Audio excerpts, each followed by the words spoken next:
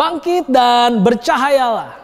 Shalom jemaat Tuhan, hari ini kita mau belajar dari kitab Yosua pasal 1 ayat 1 sampai ayatnya ke-18. Saya berikan judul kuasa firman Tuhan. Perhatikan di ayat yang ke-8 saudara, ayat 8. Janganlah engkau lupa memperkatakan kitab Taurat ini, tetapi renungkanlah itu siang dan malam, supaya engkau bertindak hati-hati sesuai dengan segala yang tertulis di dalamnya, sebab dengan demikian perjalananmu akan berhasil dan engkau akan beruntung. Saudara, hari ini Tuhan berkata sama kita, jangan lupa memperkatakan kitab Taurat ini. Apa artinya? Jangan lupa memperkatakan firman Tuhan. Kenapa? Karena firman Tuhan mempunyai kuasa. Dan kita mau lihat kuasa apa yang firman Tuhan berikan buat setiap kita, saudara. Yang pertama, firman Tuhan memberikan kuasa untuk kita mengalami kemenangan secara pribadi. Perhatikan, dalam pembacaan kita, ini adalah konteks di mana Yosua harus memimpin bangsa Israel masuk ke tanah Kanaan.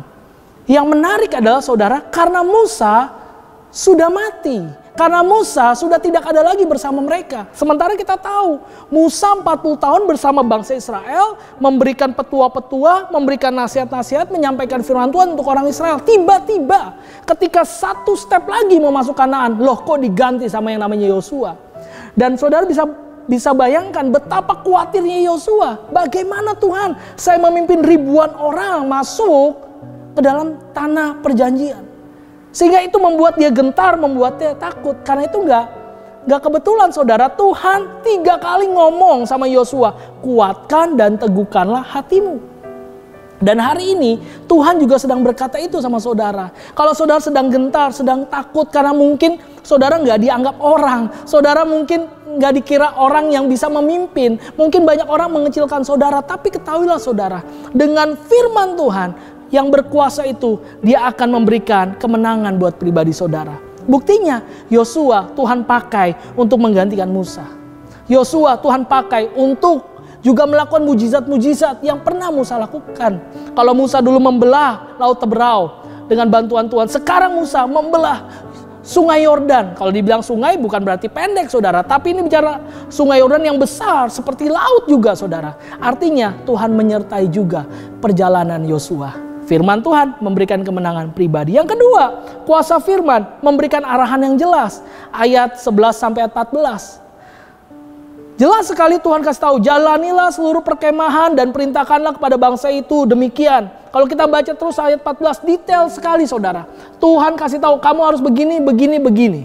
Untuk apa? Untuk jelas supaya Yosua yang mungkin dulu ketika melihat Musa memimpin tidak punya gambaran yang utuh tentang kepemimpinan. Tapi Tuhan langsung direct langsung. Tuhan langsung kasih arahan buat Yosua. Kamu harus lakukan ini. Dan ternyata saudara, betul sekali apa yang terjadi. Dia menjadi seorang pemimpin yang luar biasa. Dia memimpin bangsa Israel masuk ke Kanaan. Dan semuanya dengan detail, rapi saudara. Dia bisa melakukannya. Artinya firman Tuhan memberikan kuasa, arahan yang jelas dalam kehidupan Yosua. Dan hari ini firman Tuhan juga memberikan arahan buat saudara. Karena itu jangan lupakan firman Tuhan. Rajin baca firman, rajin berdoa, bersekutu sama Tuhan. Karena ada arahan-arahan yang jelas yang Tuhan berikan melalui firman-Nya. Dan yang ketiga, kuasa firman memberikan otoritas dalam memimpin.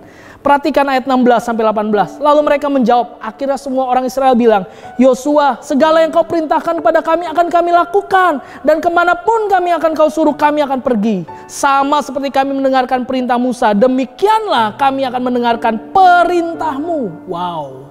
Artinya, kalau orang dulu ngitung Musa, orang dulu cuma ngelihat Musa, sekarang karena ada kuasa yang menyertai Yosua, orang akhirnya tunduk sama otoritas dari Yosua.